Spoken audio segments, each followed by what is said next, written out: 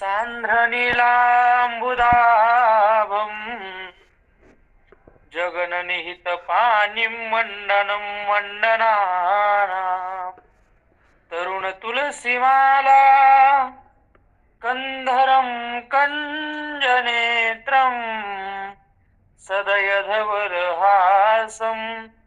विठ्ठलं चिन्तयामि। अतुलितबलधामं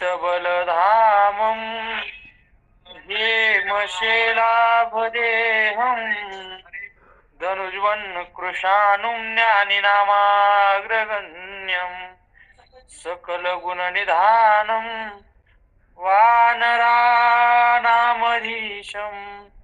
रघुपतिप्रियभक्तं वातजातं नमामि। मावळवीत विश्वाभास नवल उदयदा चंडांश अद्वयाब्जी विकास वंदुपाता जो अविद्यारातील सोनिया गिळी ज्ञान अज्ञान चांदनिया जो सुदिन करी ज्ञानिया स्वबोधाचा तया चित्सूर्या श्रीनिवृत्ती आता नमो मनो पुढत पुढती जे बाधका येजत असे स्तुती बोलाची संपाद्य ज्ञानं च विदाय भक्तिं विलोकितो येन समाधिराजः वैराग्यवन्तं सुविचारयुक्तं नमामि जोगं शिरसा गुरुन्तं नमामि जोगं शिरसा गुरुन्तं नमामि जोगं शिरसा गुरुन्तं।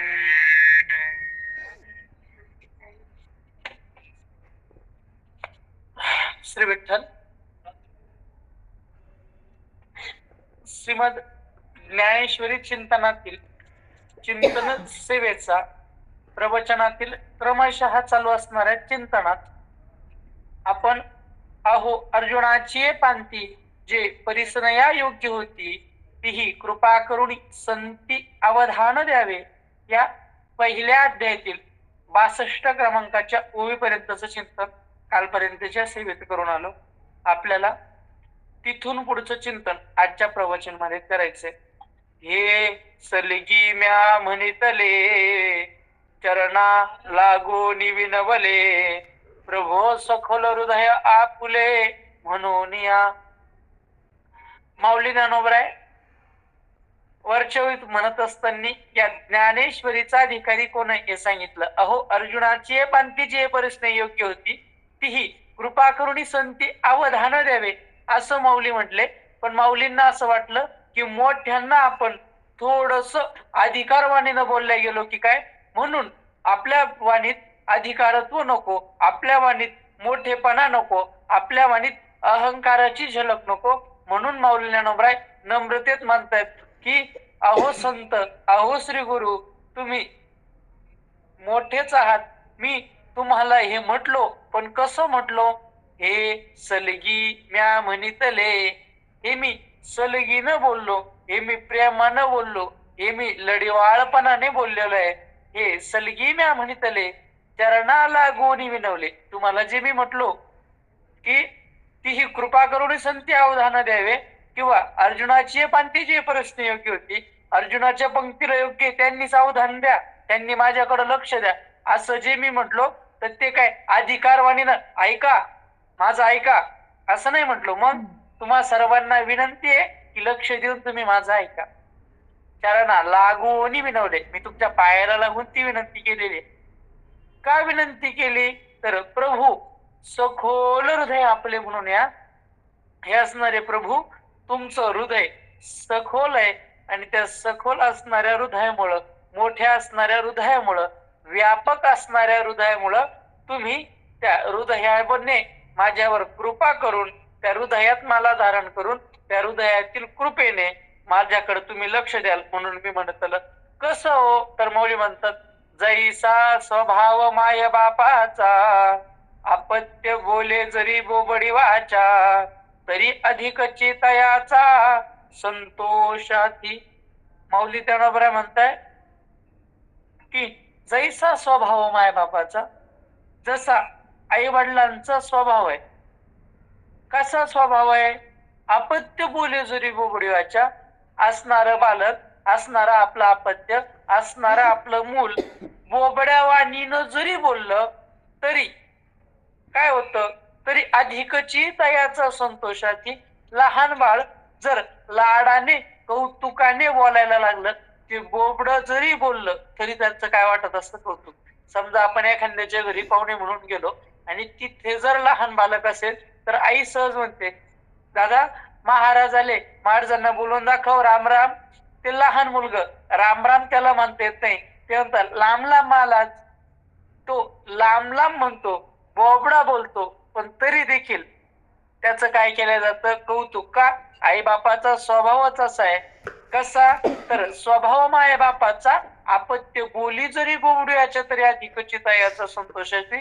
ते असणारं लहान बालक बोबड जरी बोललं, वेड वाकडं जरी बोललं तरी देखील अधिकची तयाचा संतोषाची.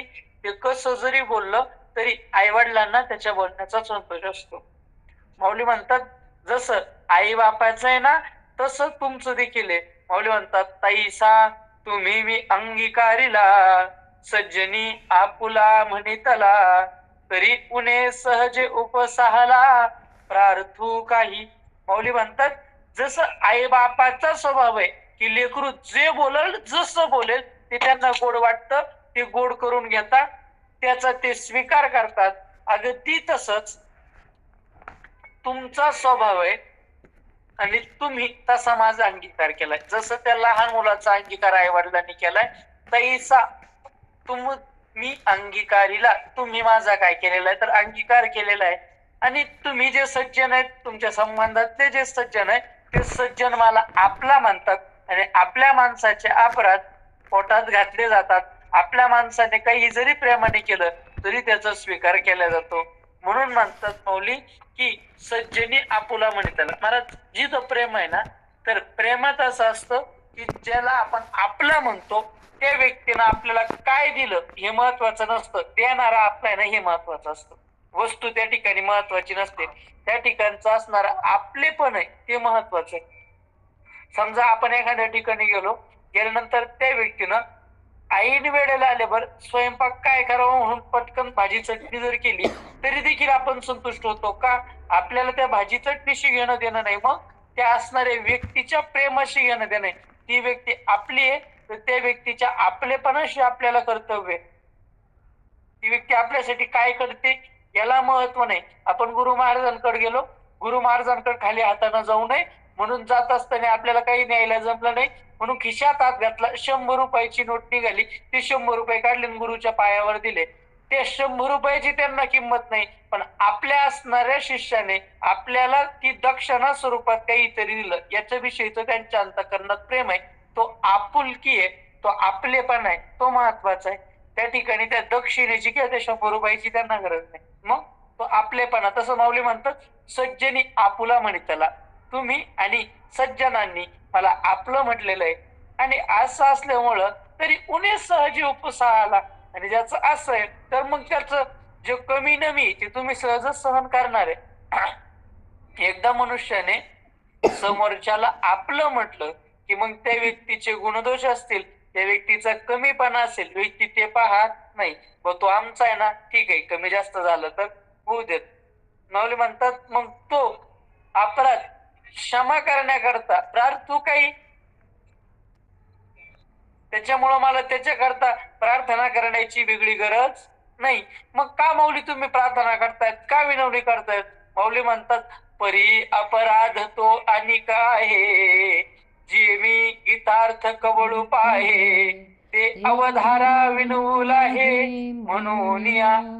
माऊली म्हणतात की मी तुम्हाला लक्ष द्यायला लावलं हा अपराध नाही, मग अपराध काय तुमचा? परी अपराध तो आणि काय. माऊली म्हणतात मी जे विनवणी करतोय ती याच्याकरता करतोय की माझा अपराधच दुसरा आहे. म्हणजे कोणता अपराध आहे? जे गीता अर्थ कवळूप आहे. माऊली म्हणतात की मी गीताच्या अर्थाला गबसणी घालण्याचा प्रयत्न करतोय, हाच माझा अपराध. जे मी गीतार्थ कवळूप आहे, गीतेच्या अर्थाला गवसणी घालण्याचा मी प्रयत्न करतोय. माऊली म्हणतात आणि आशा असल्यामुळं अवधारा विनवला हे म्हणून या, त्या गीतेचा अर्थ करण्याचा धाडस करतोय. म्हणून तुम्हाला सारखी विनंती करतोय, अवधान द्या, माझ्याकडे लक्ष द्या, लक्ष देऊन ऐका. का बरं माऊली तुम्ही असं म्हणताय?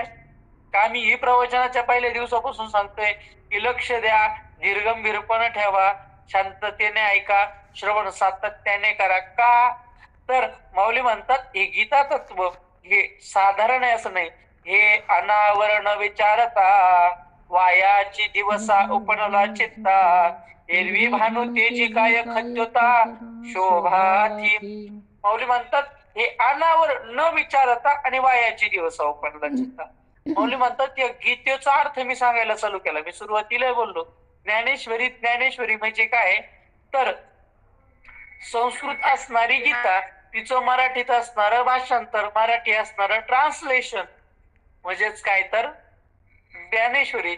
माऊली म्हणतात मी हा काम हातात घेतलं, पण हे काम साधारण नाही ना, ही गीता काही छोटी नाही ना. माऊली म्हणतात हे अनावर, हे कसं आहे तर अनावर आहे, ते आवरण्यास कठीण आहे, गवसणी घालण्यास कठीण आहे, आणि याचा मी विचारच केला नाही. न विचारता, मी हे न विचारता वायाची दिवस उपनला चित्ता, मी काहीच विचार केला नाही आणि उगाच असं धैर्य धारण केलं की मी ही गीता मराठी भाषेत करेल. आणि या ठिकाणी माऊली दृष्टांत देऊन सांगताय की मी गीतेचा अर्थ करणं म्हणजे कसं आहे. माऊली म्हणतात भानुतेची काय खद्योता शोभा थी. माऊली म्हणतात की सूर्याचं जे तेज आहे, सूर्याचं जे तेज आहे ते त्याच्या पुढं खद्योत म्हणजे असणारा काजवा. काजवा माहितीये ना, अंधारात एक किटा फिरतो, त्याचं शरीर हे तेजस्वी असतं, अधून मधून ते चमकत असतं, त्याला काजवा म्हटलं जातं. तर तो काजवा आणि सूर्य जसं तसं गीतारूपी अर्थ म्हणजे सूर्य आहे. आणि माऊली म्हणतात, माऊली स्वतःकडे लहानपण घेत आहेत, खरं तर माऊली ज्ञानदेव आहेत. ज्ञानस्य या ईश्वर हा सा ज्ञानेश्वर हा. ज्ञानेश्वर शब्दाचा अर्थच हा होतो ज्ञानाचा जो ईश्वर आहे तो ज्ञानेश्वर आहे. पण नम्रता माऊलींजवळ असल्यामुळं माऊली म्हणतात भानुतेचे काही खद्योता शोभाची. माऊली स्वतःला त्या काजव्याच्या जागेवर ठेवताय आणि गीतार्थाला कशाच्या जागेवर ठेवतायत तर सूर्याच्या. आता महाराज जिथं माऊलींसारखे स्वतःला काजवा मानतात गीतेच्या अर्थापुढं, तिथं आपल्यासारख्याची पुढं टिपटिपी मिरवायची. आणि काय आपल्याच्याने यथार्थ अर्थ केला जाणार आहे. म्हणून माऊली जशी कृपा करतील, करुणा करतील, तसा अर्थ आपण करायचा. पुढं माऊली दृष्टांत देतात, या गीतेचा अर्थ सांगणं आपल्या दृष्टीनं कसं आहे. माऊली म्हणतात की टिटुभूचा चवरी मापसुये सागरी, मी नेनत त्या परी प्रवर्ते येथ. माऊली म्हणतात काय झालं, एक दिवस समुद्राच्या कडाला गेलो आणि समुद्राच्या कडाला गेलेले असताना एक टिटवी समुद्रात जायची आणि चोचीतून पाणी उचलायची आणि बाजूला टाकायची, चोचीतून पाणी उचलायची आणि बाजूला टाकायची. विचारलं का ग टिटूताई, टिटूताई तू काय करतेय? तर त्या टिटवीने सांगितलं म्हणे मी या समुद्राचं पाणी मोजते. या समुद्राचं काय मोजतीये? पाणी मोजतीये. आता त्या टिटवीनं काय पूर्ण एक दिवस काय, पूर्ण एक महिना काय, पूर्ण एक जन्म जरी घालवला तरी समुद्राचं पाणी मोजून होणार आहे का? ती एकच टिटवी नाही, त्या टिटवीचे हजारो जन्म झाले तरी टिटवीनं किती काही वेळा ती चोच भरून घेतली तरी समुद्राचं पाणी मोजणं शक्य आहे का? माऊली म्हणतात की टिटूचा चवरी मापसुये सागरी. जर टिटवीच्या चोचेनं जसं समुद्राचं मोजमाप केलं जाऊ शकत नाही, माऊली म्हणतात तसं मी नेणत त्या परिप्रवर्तेत, त्या असणाऱ्या टिटवीला जसं कळत नाही की आपण हा समुद्र मोजू शकत नाही, माऊली म्हणतात मी नेणत त्या परिप्रवर्तेत, मी देखील नेणताच आहे. मला देखील काही ज्ञान नाही, मला देखील काही या गीतार्थाची थोडी माहिती नाही, मी खूप लहान आहे, पण तरी देखील प्रवर्तेत या ठिकाणी मी प्रवृत्त झालेलो आहे आणि या गीतेच्या अर्थाला गवसणी घालण्याचा प्रयत्न करतोय. पुढे अजून एक दृष्टांत म्हणून देतात. ऐका आकाश वसावे, तरी अनिक त्याहुनी थोर व्हावे, म्हणून अपाड हे आगवे निर्धारिता. का माऊली तुम्ही याला मोठं अवघड का म्हणताय? माऊली म्हणतात ऐका. माऊलीच्या लक्षात आलं कदाचित जेवण खाऊन झाले, थंडीचे दिवस आहे, त्याच्यामुळे थोडे मंदवले सगळे, म्हणून माऊली म्हणतात ऐका. काय ऐका? आकाश घेऊ सवे, आकाशाला जर गवसणी घालायची असेल तर अनेक त्याहुनी थोडं. आता सहज नियम आहे, कोणतीही गोष्ट तुम्हाला कवळीत घालायची असेल तर त्या वस्तूपेक्षा तुमची कवळी काय पाहिजे? मोठी पाहिजे. ती जर मोठी असेल तरच तुम्ही त्या गोष्टीला काय घालू शकता? कवळी घालू शकता. माऊली म्हणतात आकाशाला जर गवसणी घालायची असेल तर त्यापेक्षा काय व्हावं लागेल? मोठं व्हावं लागेल. अशी ही गीता मोठी असल्यामुळं अपाड हे आगवी निर्धारिता, ही गीता खूप मोठी आहे म्हणून विचार करून हे लक्षात येतं की ही गीता याची गवसणी घालणं आपल्या हातात नाही. अशी किती मोठी ही गीता, या गीतेची किती थोरवी आहे. माऊली ज्ञानोबा म्हणतात अरे माझ्यासारख्या सामान्यानं काय वर्णन करावं या गीतेची थोरी. प्रत्यक्ष भावानीला प्रत्यक्ष भगवान शंकराने सांगितली. भगवंताला ज्यावेळेस पार्वती मातेनं प्रश्न विचारला त्या प्रसंगाचं वर्णन माऊली ज्ञानोबा करतात. ह्या गीतार्थाची थोरी स्वये शंभू विवरी, जेत भावाने प्रश्न करी चमत्कारोनी. ह्या गीतार्थाची थोरी स्वये शंभू विवरी. माऊली ज्ञानोबा म्हणतात कोणी सामान्य या गीतेची थोरीचं वर्णन करतं असं नाही. कोण करतं? या गीतार्थाची थोरी आणि स्वये शंभू. प्रत्यक्ष कोण? तर भगवान शंकर स्वये शंभू विवरी. आणि मग कधी? जेत भवानी प्रश्न करी चमत्कारुनी, ज्या ठिकाणी प्रत्यक्ष भवानी म्हणजेच आई साहेब भगवंताची पत्नी भवानी ती काय करते? चमत्कारुनी प्रश्न करी, ज्या ठिकाणी तिने चमत्कारित होऊन भगवंताला विचारलं की तुम्ही सारखं चिंतन कसलं करतात? गीतेचं करतात, सारखं सारखं सारखं तेच तेच तेच तेच करतात, तुम्हाला कंटाळा येत नाही का? दुसरं काही करायचं सोडून सारखं रोज तेवढं चिंतन, रोज तेवढं चिंतन. भगवंत म्हणतात अरे ती गीता सामान्य असं नाही. कशी येते? ते हर म्हणे नेहमी जे, देवी जैसे का स्वरूप तुझे, तैसे नित्य नूतन देखीजे गीता तत्व. माऊली म्हणतात जसं हर म्हणे जे देवी जैसे का स्वरूप तुझे. भगवान शंकर आई साहेब सतीला समजून सांगतात की देवी जसं तुझं स्वरूप आहे जे नित्य नूतन आहे, जे नित्य नूतन आहे, रोज पाहिलं तर त्याच्यात नाविन्य आहे, तसंच नित्य नूतन देखील गीता तत्व, त्याचप्रमाणे हे गीता तत्व देखील कसं आहे तर नित्य नूतन आहे. हे कधी जुनं होत नाही. महाराज परमार्थिक वाङ्मय जे संत वाङ्मय जे ते नित्य नूतन आहे. आपण शेकडो वर्ष झाले आपली परंपरा आहे, सकाळी उठल्यानंतर पहाटे काकडाच होतो, त्यानंतर सकाळी सहस्रनामच होतं, जेवणाच्या वेळेस तेच श्लोक होतात, रोज संध्याकाळी परत तोच हरिपाठ होतो, संध्याकाळी कीर्तनाला परत पंचपदी तीच होते किंवा भजन असेल तरी पंचपदी तीच होते. शेकडो वर्ष उलटले तरी आपलं सातत्यानं रोज हरिमुखे म्हणा हरिमुखे म्हणा, पुण्याची गणना कोण करी हेच चाललंय. माऊलींचाच हरिपाठ चाललाय, दासबाबांचाच हरिपाठ चाललाय, पण कोणाला याचा कंटाळा आला का? नित्य नूतन आपलं तेच चाललंय. कोणतं तरी गाणं येतं, थोडे दिवस गाजतं, गाजलेलं गाणं थोडे दिवस टिकतं आणि काही दिवसांनी असा विसर पडतो, हा कधीतरी ऐकल्यासारखं वाटतंय. काळाच्या ओघात गाणी जुनी होत जातात, गाणी मागं पडत जातात. पण माऊलींचा हरिपाठ असेल, तो गौरांची गाथा असेल, माऊलींची ज्ञानेश्वरी असेल, समर्थांचा दासबोध असेल किंवा व्यासकृत सगळं वाङ्मय असेल, याला बनून शेकडो वर्ष उलटून गेले, पण सातत्यानं त्याचं रोज पारायण करणारे माणसं आहे, पण त्याला अजून ते कधीच कंटाळले नाही आणि ते कधीच जुनं झालं नाही. म्हणून या गीतेबद्दल बोलत असताना भगवान म्हणतात तैसे नित्य नूतन देखील जे गीता तत्व. या गीतेचं तत्व देखील कसं आहे तर नित्य नूतन.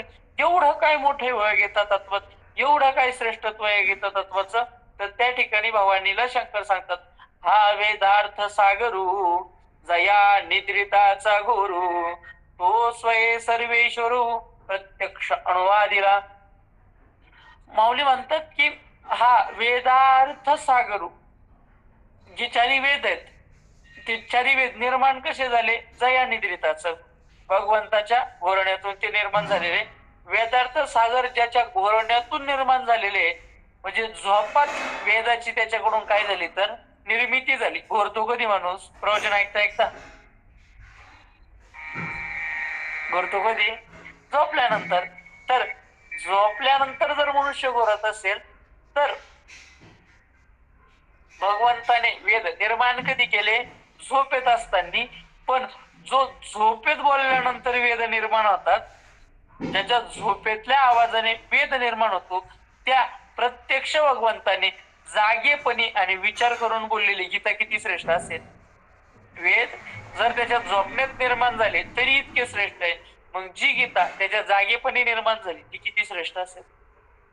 म्हणून भगवंत म्हणतात, ऐसे जे अगाध जेथ वेडावती वेद तेथ अल्पमी मतिमंद काय होई. मौली म्हणतात असं जे अगाध आहे, ज्या ठिकाणी वेद वेडावतात या गीतेचा अर्थ करत असताना, तेथ अल्पमी मतिमंद काय होईल. त्या ठिकाणी माझ्यासारख्या मतिमंदाची आणि माझ्यासारख्या लहानाची काय किमया आहे की मी त्या ठिकाणी गीतेचा अर्थ करावा. हे कसं आहे? मौली म्हणतात, हे अपार कैसे कवळावे महातेज कवने धवळावे गगन मुठी सुवावे मशके केवी. मौली म्हणतात हे अपार आहे, हे मोठं आहे. या मोठ्या असणाऱ्याला गवसणी कस काय घालावी, या महातेजाला कोणी उजळण द्यावी.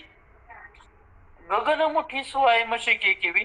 असणार जे चिलट आहे, मशक आहे, चिलट आहे, माशी आहे, त्या माशीनं मुठीत कधी आकाश धरणं शक्य आहे का? नाही.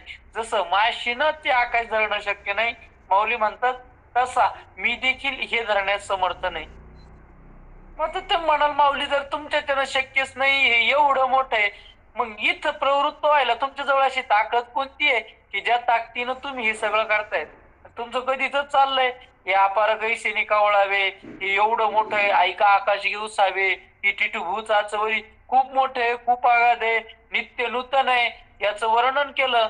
आणि मग तुम्ही एवढं माहीत असून सुद्धा या ठिकाणी प्रवृत्त कोणाच्या जीवावर झाले? माऊली म्हणतात, परी येथ असे एक आधारू तेनेची बोले मी सदरू जे सानुकुलू श्री गुरु ज्ञानदेव म्हणे.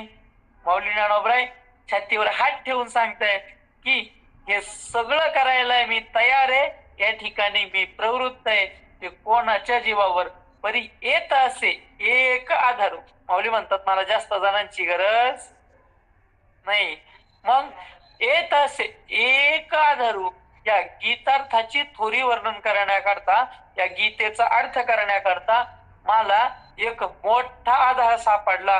कोणता? माऊली म्हणतात जो आधार आहे त्या आधारानच मी स्थैर्याला प्राप्त झालोय.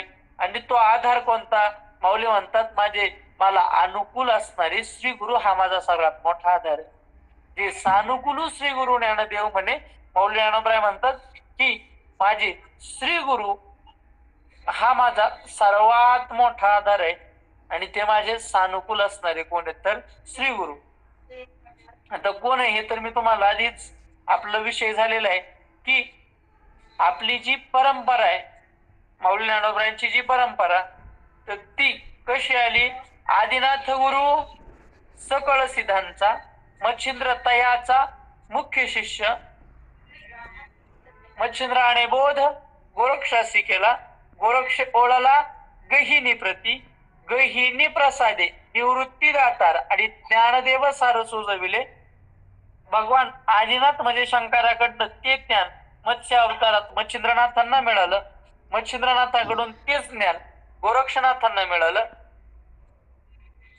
गोरक्षनाथांकडून तेच ज्ञान गहिनीनाथांना मिळालं, आणि गहिनीनाथांनी तेच ज्ञान निवृत्तीनाथांना श्री त्र्यंबक क्षेत्री दिलं, आणि त्र्यंबक क्षेत्रात प्राप्त झालेलं निवृत्तीनाथांचं तेच ज्ञान निवृत्तीनाथांनी अनुकूल होऊन माऊली ज्ञानोबरायांना दिलं. म्हणून माऊली म्हणतात की असणारे निवृत्तीनाथ महाराज माझे श्री गुरु माझ्यासाठी काय तर अनुकूल आहेत. माऊली दृष्टांत देत आहेत. एरवी तरी मी मूर्खू जरी झाला अविवेकू तरी संत कृपा दीपकू सोज्वळू असे. माऊली म्हणतात एरवी तरी. तसं जर पाहायला गेलं ना, एरवी तरी शब्दाचा अर्थ काय पाहायला गेलं ना तर मी मूर्खच आहे. आता ते माऊली स्वतःला मूर्ख म्हणून घेत आहे. हा माऊलींचा नम्रता आहे, हे माऊलींचं मोठेपण आहे. माऊली म्हणतात की मी त्या अधिकाराचा नाही जरी झाला विवेक. या गीतेचा अर्थ वर्णन करण्यासाठी असा विचार न करता मी अविवेकीपणाने निघालो. पण असं जरी असलं तरी संत कृपा दीपक सज्वळ असे. माऊली म्हणतात संतांच्या कृपेच्या दिव्यानं मला उजळीत केलेलं आहे. म्हणजे हे सगळं करण्याकरता माझ्या मांग जर कोणती शक्ती उभी असेल, माऊली ज्ञानोबराय म्हणतात ती संत कृपेची शक्ती आहे, ती संतांची शक्ती आहे. आणि महाराज संत कृपा जर झाली तर होणार नाही अशी गोष्ट जगात नाही. त्याच्याकरता माऊली दृष्टांत देतात. लोहाचे कणक होय हे सामर्थ्य परिसीची आहे, ही मृत ही जीवित आहे अमृत सिद्धी. माऊली म्हणतात लोहाचे कणक होय ते सामर्थ्य परिसीचे. महाराज परीस कोणी कोणी पाहिलाय? कोणीच बघितलेला नाही. पण संत वाङ्मयात आणि पुरातन वाङ्मयात परीस नावाचे एक दगड आहे. परीसाला दगड म्हणता येत नाही, पण परीस नावाचे एक दगड आहे. त्याचं विशेष असं आहे, तो जर लोखंडाच्या संगतीत आला तर लोखंडाचं काय करतो परीस? सोनं करतो. नामदेवरायांच्या चरित्रात परिसा भागवतांचं चरित्र येतं. त्यांना परिसा भागवत म्हणण्याचं कारणच ते की त्यांच्याजवळ काय होता तर परीस होता. हे सामर्थ्य परीसीचे आहे. माऊली ज्ञानोबराय म्हणतात तर तो परीस होता. तर त्या परीसाचं सामर्थ्य असं असतं की तो परीस जर लोखंडाला स्पर्श झाला तर त्याचं काय होतं तर सोनं होतं. अनेक भक्तांच्या चरित्रात या परीसाचं वर्णन आहे. आता रामदेवरायांचं चरित्र आपल्या सर्वांना ज्ञातच आहे. पण संत रोहिदास महाराज, ज्यांना उत्तर भारतात संत रविदास महाराज म्हणतात किंवा रविदास महाराज म्हणतात, चरमकार समाजाचे म्हणजेच सांबार समाजाचे आपले असणारे रोहिदास महाराज. तर रोहिदास महाराजांची घरची परिस्थिती तशी सामान्य, जास्त काही धनसंपत्ती त्यांच्याजवळ नव्हती. थोडंफार धंद्यातून जितकं धन येईल तितकं अर्जन करावं, घरचं भागवावं, साधू संतांची सेवा करावी. देवाच्या मनात आलं की आपल्या भक्ताची आपण मदत करावी, म्हणून त्यांनी एका साधू बाबाच्या हातून मदती करता पाठवलं. पण त्यांनी मदत स्वीकारली नाही. मग सांगितलं की बाबा माझ्याजवळ एक परीस आहे, म्हणे त्या परीसाचं मी काय करू? सांगितलं हा परीस जर कोणत्या लोखंडाला लागला तर त्याचं सोनं करतो. त्यांनी हातात असणारी आरी घेतली आणि तिला स्पर्श केला तर लोखंडाच्या त्या आरीचं काय झालं? सोनं झालं. आणि सांगितलं हे असणाऱ्या परीसाचा वापर कर आणि तू तुझ्या वस्तू सोन्याच्या करून घे आणि हळूहळू विकून तू धन कमव. रोहिदास महाराजांनी सांगितलं हे बाबा माझा धंदा करून माझा व्यवसाय करून पोटा पाण्यापुरतं माझ्या जवळ येतं, मला तुमच्या परीसाची गरज नाही. नाही ठेव तुझ्या जवळ. पण त्यांनी शेवटी ऐकलं नाही. म्हणजे एक काम करा, ठेवायचंय इथं वर झोपडीत 5 आटात काय करा तर खुचून ठेवा, मी काही दिवसांनी येऊन घेऊन जाईल. सांगितलं तिथंच ठेवा. तिथं ठेवले, निघून गेले. 12 वर्ष आलेच नाही. देवाला वाटलं आपल्याला एकटा घेत नाही, नंतर येईल, आता वापरेल, नंतर वापरेल, अडचणीत वापरेल. 12 वर्षानंतर परत साधू परत आला आणि सांगितलं ते परीस कुठे आहे? त्यांनी सांगितलं तुम्ही कुठे ठेवला होता? म्हणजे 5 आटात फसला होता. हा मग तिथंच आहे म्हणे, घ्या काढून. 12 वर्षानंतर तिथं परीस सापडला.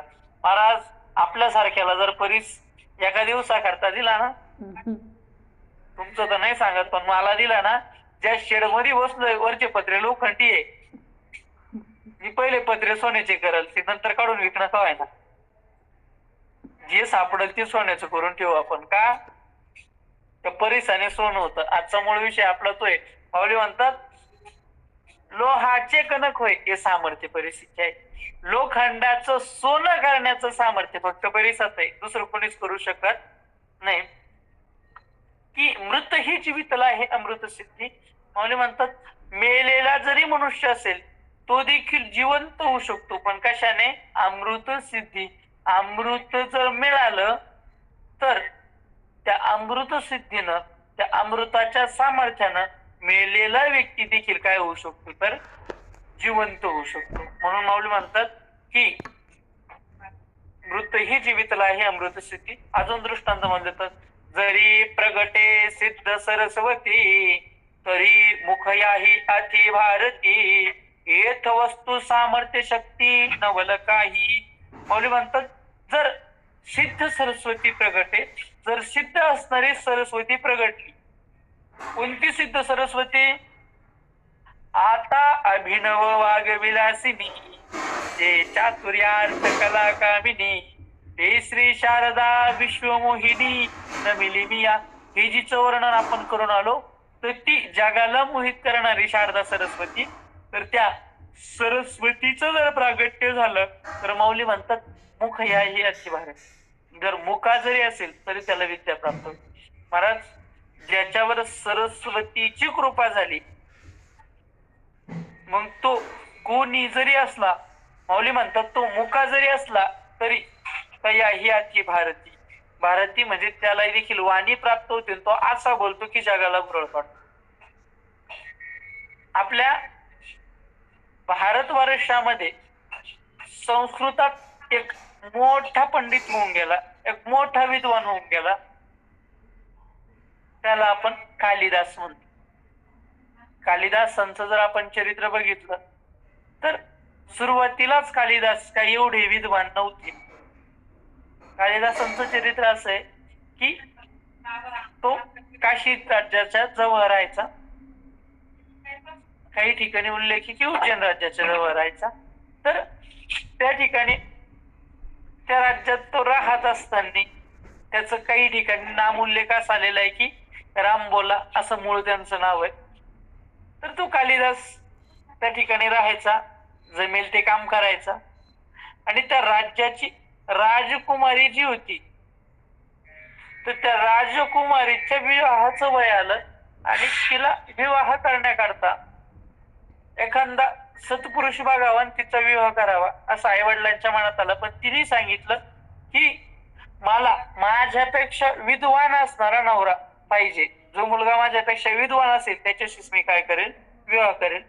म्हणून पहिले माझ्याशी शास्त्रचर्चा करावी, त्या शास्त्रचर्चेत मला हरवावं आणि जो मला या शास्त्रचर्चेत हरवेल त्याच्यासोबतच मी काय करेल? तर मग विवाह करेल. चांगलं ठरल्याप्रमाणे मग स्वयंवरासारखीच मांडणी असल्यामुळं मग कोणीही विद्वानाने यावं तिच्याशी शास्त्रचर्चा करावी आणि मग त्या शास्त्रचर्चेत तिनं हरवून टाकावं.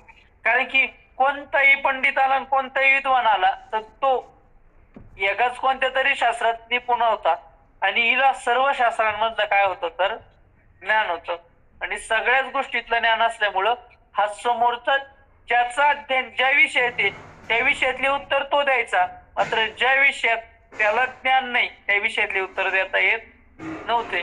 भरपूर विद्वान आले, हरले निघून गेले. भरपूर विद्वान आले, हरले निघून गेले. पण सर्व असणाऱ्या विद्वानांनी ठरवलं की हिचा बदला घ्यायचा. काही ठिकाणी उल्लेख की एकच विद्वान होता आणि त्याने ठरवलं हिचा आपण बदला घ्यायचा, प्रतिशोध घ्यायचा की हिने आपला अपमान केलेला, आपल्याशी विवाह केला नाही. म्हणून त्यांनी असं ठरवलं की हिचा विवाह एखाद्या मूर्खाशी आपण लावू. हिची इच्छा आहे ना की जगातल्या सगळ्यात हुशार माणसाबरोबर किंवा निदान माझ्यापेक्षा तरी हुशार पाहिजे त्याच्यासोबत मी लग्न करेन. हे वाटेने जात असताना हा असणारा कालिदास एका झाडाच्या फांदीवर बसलेला आणि त्या झाडाच्या फांदीवर बसून कुऱ्हाडीने ती फांदी तोडत होता की ज्या फांदीवर तो बसलेला होता. काय करत होता? त्याच फांदीवर बसला आणि त्याच फांदीचा काय करत होता? झाडापासून घाव घालत होता. आता घाव घालून ती फांदी तुटली म्हणजे फांदी सोबत हा पण काय येणार होता? खाली येणार होता. आणि असं जे माणसं वागतात त्यांना शास्त्र मूर्ख म्हणतं. मूर्ख कोण आहे? महाराज शास्त्र म्हणतो जो परिणामाचा विचार करत नाही तो मूर्ख आणि जो परिणामाचा विचार करतो तो शहाणा.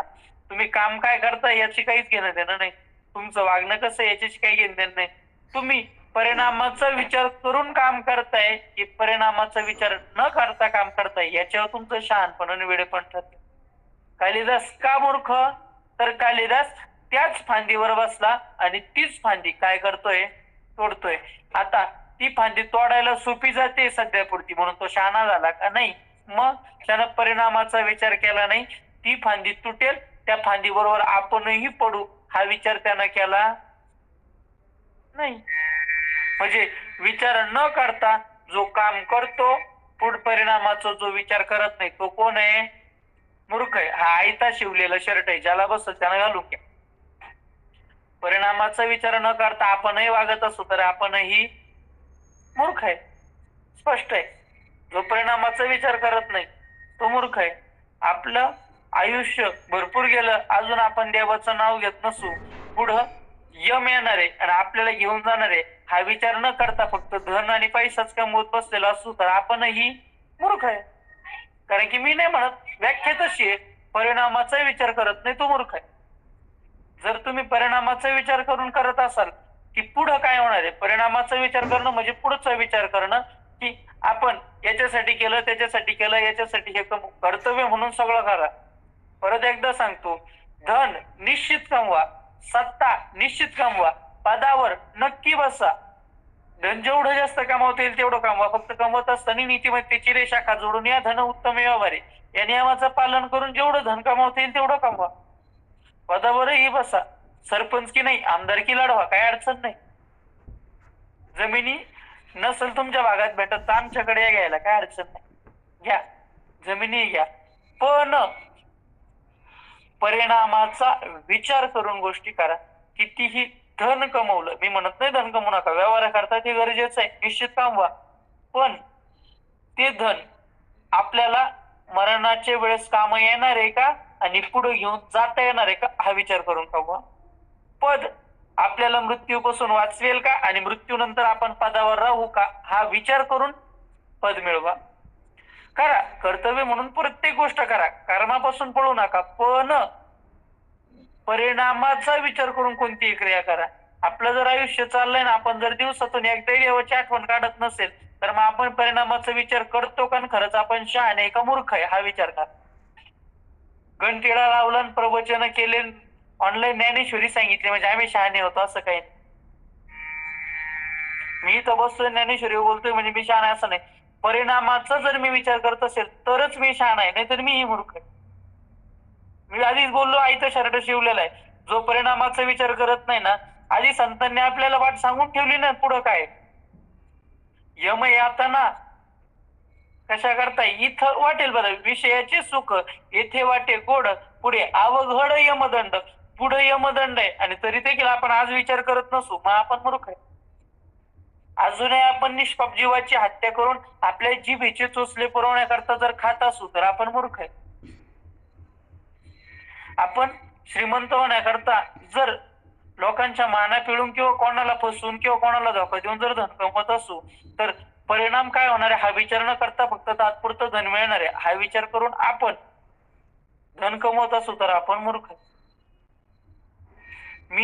मला प्रवचन देणारची, मला कीर्तन देणाऱ्याची स्तुती करत असेल, मला त्याने अजून कीर्तन प्रवचन द्यावा, म्हणजे तुझा देवावर विश्वास नाही आणि नरस्तुती आणि कथेचा विक्रय हे नको दातार घडू देऊ असं संतांनी नरकाचा परिणाम पुढे सांगितलेला आहे. त्या परिणामाचा विचार न करता जर बोलत असेल, नरस्तुती जर करत असेल तरी मी ही मूर्ख. परिणामाचा जो विचार करत नाही तो मूर्ख आहे. आपला विषय चाललाय कालिदासाचा. तो कालिदास त्या झाडाच्या फांदीवर बसलाय आणि तीच फांदी काय करतोय तर तोडतोय, म्हणून तो मूर्ख होता. त्या पंडितांनी विचार केला याच मूर्खाशी तिचं लग्न लावायचं, तिला खूप गर्व आहे ना, मला विद्वान नवरा पाहिजे, आपण हिची अशी जिरू. त्याला सांगितलं बाबा खाली ये. म्हणजे काय करशाल, मला खाली आल्यावर काय भेटल? त्यांनी सांगितलं आम्ही तुझं लग्न लावून देऊ, आम्ही तुझं लग्न लावून देऊ. लग्न ऐकले उरलं ना, ते आलं खाली. खाली आल्यानंतर सांगितलं लग्न लावू पण आम्ही सांगू तसं वागावं लागेल. हो चालतंय वागेल ना, काय करायचं, काही नाही. पंडितासारखं रूप धारण केलं, खाली एक टांगी नसवलं, अंगावर माळा घातल्या, गंध लावले. आणि महाराज समाजाचं असं आहे, तुम्ही किती विद्वान आहे, किती तुमची साधना हे कोण नसतंय पाहत. तुमचे कपडे कसे हे पाहत. एक नूर आदमी 10 नूर कपडा. कपडा जसा असेल त्याच्यावरून फारक केली जाते. तुमचं राहणीमान कसं आहे, तुमची वेशभूषा कशी आहे, तुमच्या हातात अंगठ्या किती आहे. खर तर परमार्थाचा त्याचा काही संबंध नाही, तो विषय वेगळा आहे. पण समाज पाहताना त्या दृष्टीने पाहत. तर कालिदासाला अतिशय सुंदरपणे सजवलं आणि कालिदास दिसायला सुंदरच होते. आणि सांगितलं फक्त गप्प बसायचं, तोंडातून एक शब्द काढायच नाही म्हणे. मग नवरी पसंत कसं काय करेल ते आम्ही पाहतो म्हणे, तू फक्त चाललंय ठीक आहे. आता मुलगी भेटणार म्हटल्यावर त्यानं विचार केला आपल्यासारख्या येड्या धड्याला कोणते तर हे द्यायला लागले तर चला. गेले राजाच्या दरबारात गेल्यानंतर सांगितलं की शास्त्रचर्चा करण्याकरता, तुमच्याशी शास्त्रचर्चा करण्याकरता महाराज आलेले, पण महाराजांचा आज मौन आहे. आता मौनात शास्त्रचर्चा कशी होणार. सांगितलं की तुम्ही तिकडून मौनात प्रश्न विचारा, हे इकडून मौनात उत्तर देतील.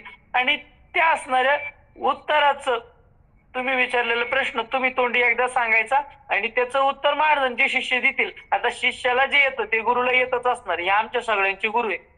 आणि सगळं शास्त्र जाणणारे सगळे पंडित एकत्र आले होते. म्हणजे कोणताही प्रश्न विचारला तरी याच्या वतीने आपण सगळे उत्तर देणार. चाललंय.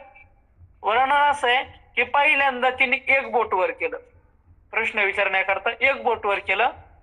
कालिदासाला वाटलं की माझ्या पुढे शास्त्र चर्चा करण्याकरता आला, मी तुझ्या डोळ्यात बोट घालेल असं त्याला वाटलं. आता मूर्खच ना. महाराज कालिदासाने 2 बोट केली, मी 2 बोट घालेल. बोलायचं नव्हतं पण बोटानेच काय केलं, 2 केलं. विद्वानांनी विचारलं, कारण तिच्या लक्षात आलं यानं उत्तर बरोबर दिलंय. विद्वानांनी विचारलं राजकुमारी तुमचा प्रश्न काय. तिने सांगितलं माझं म्हणणं असं होतं की एक परमात्मा आहे, परमात्मा एक आहे. आणि म्हणे मग आमच्या गुरु महाराजांचं उत्तर असं आहे परमात्मा एकच आहे, पण तो 2 रूपाचा आहे. एक सगुण रूपाचा आहे आणि एक निर्गुण रूपाचा आहे. आता पंडित हुशारच होते ना महाराज. आणि मग दुसरा प्रश्न विचारण्याकरता तिनं हात वर केला आणि असे 5 बोट दाखवले. असे 5 बोट तिनं दाखवले. असे 5 बोट त्यानं पाहिले आणि त्यानं विचार केला का रे मला 2 बोट दाखवतो का, मी तुझ्या गालात मारेल. असं कालिदासाला वाटलं. मूर्खच आहे. 5 बोट पाहून त्याला तसं वाटलं. मग त्यानं काय विचार केला, मला चापट मारते का, मी तुला बुक्की मारेल, मी तुला बुक्की मारेल. महाराज ती अजून नरमली की मला जे विचारायचं ते यांनी बरोबर सांगितलं. त्यावेळेस तिने सांगितलं माझा प्रश्न असा होता की 5 तत्वापासूनच सगळं बनतं. शरीर पंचतत्वाचं आहे, जगत पंचतत्वाचं आहे, पृथ्वी आप तेज वायू आणि आकाश या 5च तत्वाचं जग बनलेलं आहे असं माझं म्हणणं होतं. शिष्यांनी लगेच खालून सांगितलं आमचे गुरु महाराज तेच म्हणताय, हे तुमचे 5 जोपर्यंत वेगवेगळे तोपर्यंत काहीच होऊ शकत नाही, ते एकत्र आले का मग जग तयार होत. तिच्या लक्षात आलं की यानं मौनामध्ये सुद्धा आपल्याला हरवून टाकलं. म्हणजे हा निश्चितच काय तर विद्वान आहे. म्हणून त्याच्यासोबत काय केलं तर विवाह संपन्न झाला. आता महाराज हे सोंग किती दिवस टिकणार आहे बरं. एक लक्षात ठेवा, कोणतं काम काढण्याकरता किंवा दुसऱ्याला फसवण्याकरता किंवा मोठेपण मिरवण्याकरता तुम्ही खोटं जर बोलले ना, खोटं सोंग जास्त दिवस टिकत नसतं. खरं कधीच लपत नसतं, ते एक न एक दिवस उघड पडत असतं. खोटं एक लपवायला गेलं पुढचं खोटं बोलावं लागतं, पुढचं बोललं पण खोटं लपवता एक न एक दिवस खरं उघड पडतं. दांभिकपणा जो आहे तो दांभिकपणा एक न एक दिवस संपुष्टात येतच असतो. आता ती विदुषी होती, तिच्या लगेचच लक्षात आलं की याचं बोलणंच अशुद्ध आहे, म्हणजे हा पंडित राहू शकत नाही. आणि तिनं सांगितलं तू फसून लग्न केलंस आणि तू माझ्या लायकीचं नाही, जा. त्याला काय केलं, तिथून काढून दिलं. आता थोडीशी कथा पुढे वेगळी आहे. आपला विषय चाललेला आहे की जरी जरी प्रगटे सिद्ध सरस्वती, सरस्वतीची जर कृपा झाली तर मुखे याची भारती. म्हणून मी सर्वोत्तम असणारा कवी कालिदास त्याचं चरित्र सांगतोय.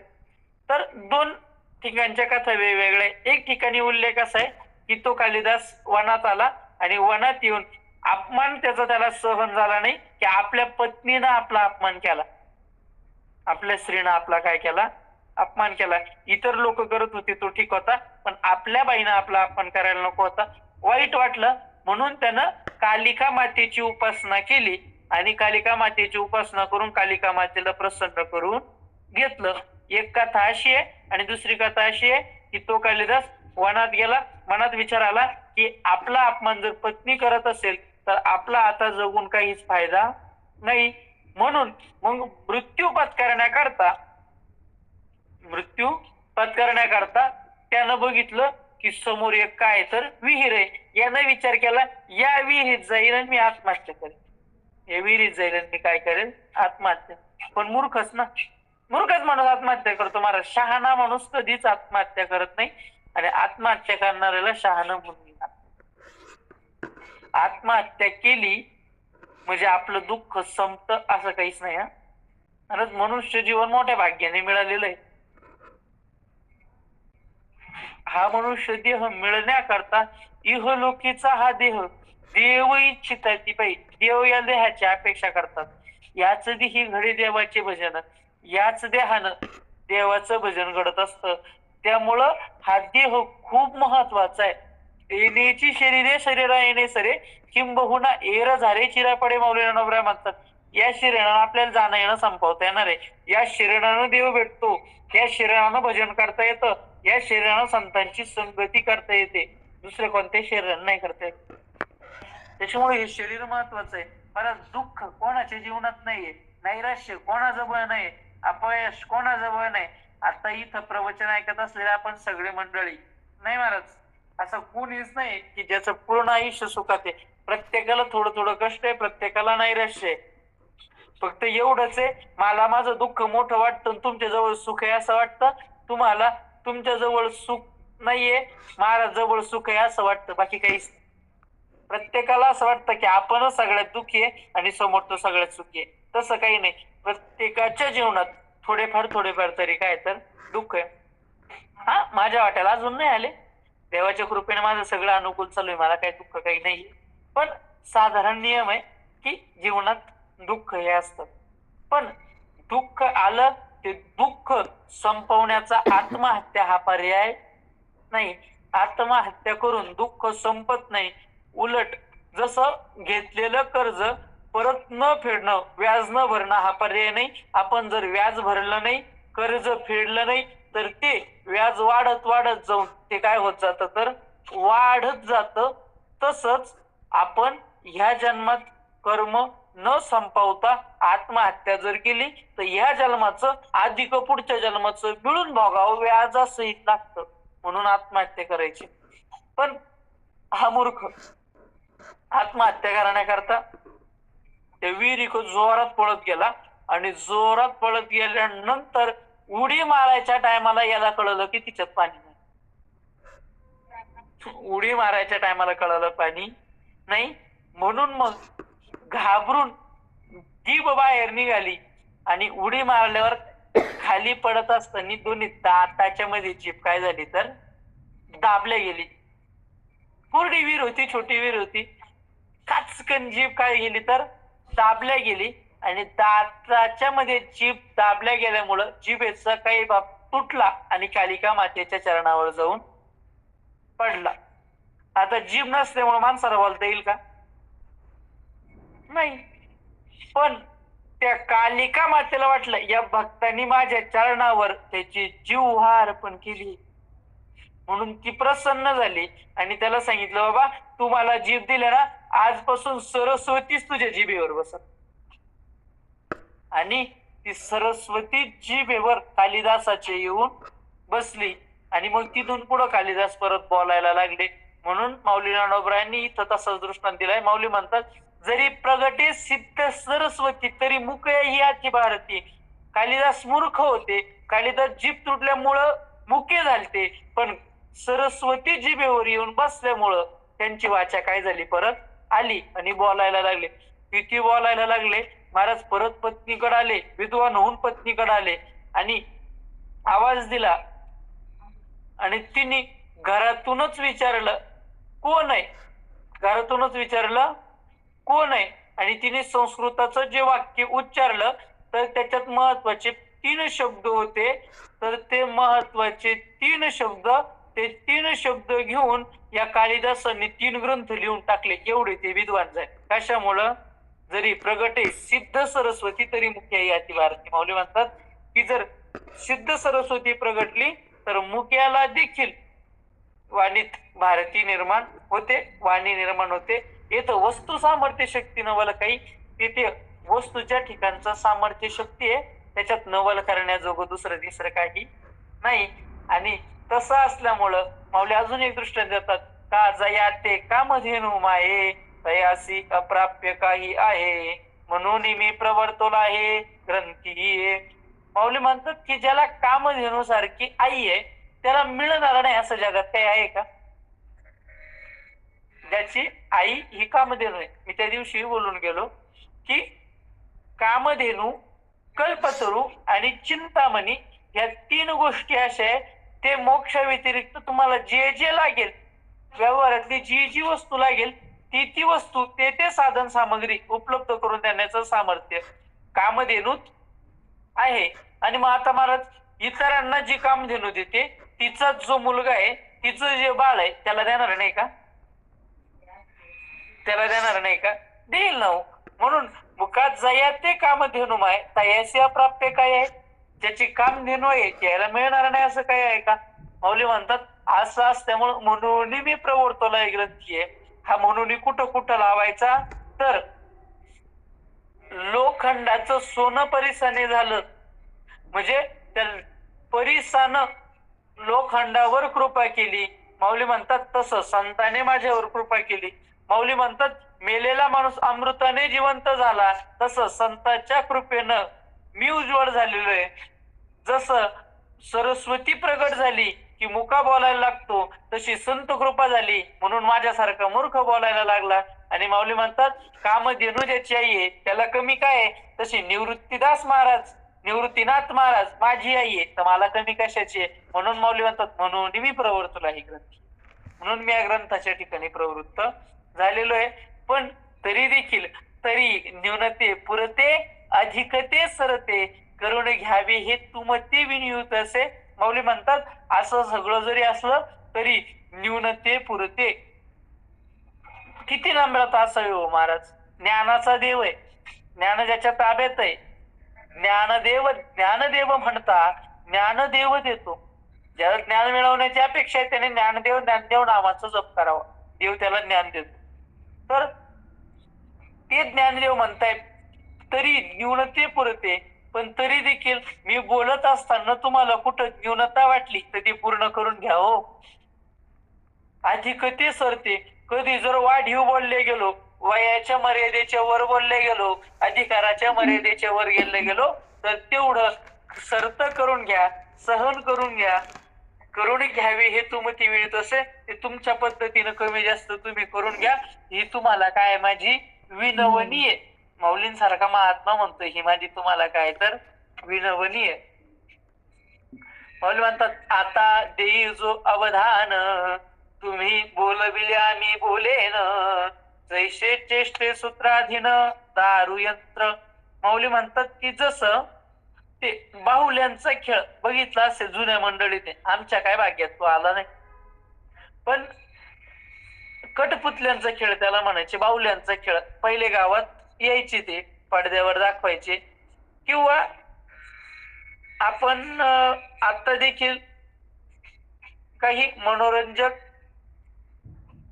असणारे जे माणसं आहे ते मनोरंजनाकरता एक बाहुला असतं, त्या बाहुल्याच्या आतून हात घालून इकडं स्वतःच तोंडाने बडबड करतात, पण हात आत घालून त्या बाहुल्यातल्या दोऱ्या फिरवतात, मग ते बाहुलं बडबड करतं. चित्रपटामध्ये आपण कदाचित हे बघितलेलं असत, चित्रपटामध्ये आपण हे कधीतरी काय केलं असेल तर बघितलेलं असेल की तो असणारा व्यक्ती हातात असणारी बाहुली घेतो आणि ती बाहुली स्वतःच्या बोटावर दोऱ्यांनी नाचवतो. माऊली म्हणतात ते जसं बाहुली ती जशी त्या असणाऱ्या दोऱ्यांच्या आधारावर फिरते. माऊली म्हणतात तसं तुम्ही माझ्याकडे लक्ष द्या आणि तुम्ही माझ्याकडून काय करून घेतं बोलून घ्या. तुम्ही बोलविल्या मी बोलेल, तुम्ही जर बोलून घेतलं तरच मी बोलेल. आणि जसं ती असणारी बाहुली त्या असणाऱ्या मालकाच्या हातात आहे तसं माऊली म्हणतात तैसा मी अनुग्रही तू साधूंचा निरूपी तू ते आपुला अलंकारी तू भलती या परी. तसा मी संताचा अनुग्रहित आहे. साधूंनी माझ्यावर कृपा केली आणि त्या साधूंनी मला जर आज्ञा केली तर त्यांचा मी आज्ञाधारक आहे. साधूंचा निरूपी तू म्हणजे साधूंचा मी आज्ञाधारक आहे. ते आपुला परी अलंकारी तू भलती या परी ते माझं शृंगार त्यांच्या प्रमाणे करतील. त्यांना जसं वाटेल तसं करतील. त्यांच्या प्रमाणे करतील. त्यांना जसं वाटेल तसं करतील. आणि असं संतांचं असं निवृत्तीदासांचं वर्णन केल्यामुळे निवृत्तीदासांना वाटलं की आता हा ग्रंथ सोडून लय लांब जायला लागला. म्हणून मग निवृत्तीदास म्हणायला लागले तव श्री गुरु म्हणती राही हे तुझं बोलावे न लगे काही आता ग्रंथा चित्त देई झडकरी वेगा. तेव्हा श्री गुरु म्हणती राही. त्यावेळेस निवृत्तीदादांच्या लक्षात आलं की माऊली ज्ञानोबराय संतांचं वर्णन करण्यात स्वतःकडं लहानपण घेण्यात कुठलीच कमी ठेवत नाही. पायाला लोळून घेतायत, स्वतःचा नम्रपणा प्रगट करतायत, पण त्यांना आता थांबवल्याशिवाय ते काय थांबणार नाही. म्हणून निवृत्तीदादा म्हणतात राही म्हणजे आता थांब ना बाबा, 9:58 झाले, कधीपर्यंत बोलतो, कधीपर्यंत बोलतो, राही थांब ना. हे तुझं बोलावे न लगी काही, हे तुला बोलण्याची गरज नाही. आता ग्रंथा चित्त देई झडकरी वेगा. ही प्रस्तावना तू मांडू नको. आता काय कर, झडकरी वेगा, लवकरात लवकर ग्रंथ करतो चित्त दे. आणि असं स्वतः निवृत्ती दादा बोलले म्हणून माऊलींना आनंद झाला.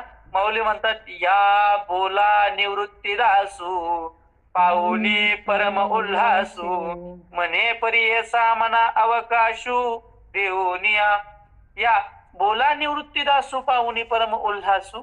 माऊली म्हणतात या अशा निवृत्तीदादांच्या बोलण्यावर परम उल्हासू पाहुनी निवृत्तीदासू अंतकरणाला अत्यंत परम म्हणजे खूप मोठा आनंद झाला. पण कोणाला?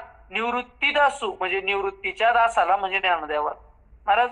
माऊली ज्ञानोबरायांनी स्वतःला अभिमानानं गर्वानं स्वाभिमानानं निवृत्तीदास म्हणून घेतलेलं आहे. आपण आपल्या गुरूंचा अभिमान अवश्य बाळगावा.